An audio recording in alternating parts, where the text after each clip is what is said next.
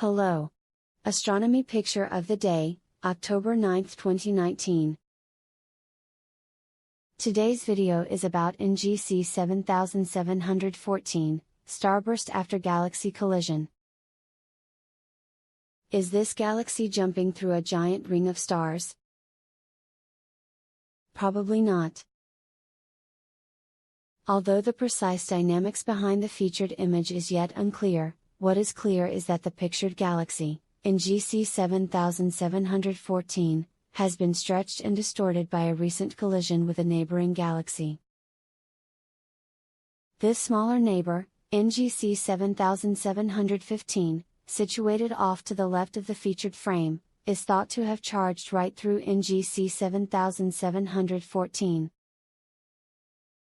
Observations indicate that the golden ring pictured is composed of millions of older Sun-like stars that are likely co-moving with the interior bluer stars.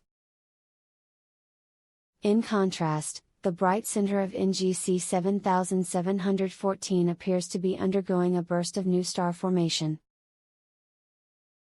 The featured image was captured by the Hubble Space Telescope.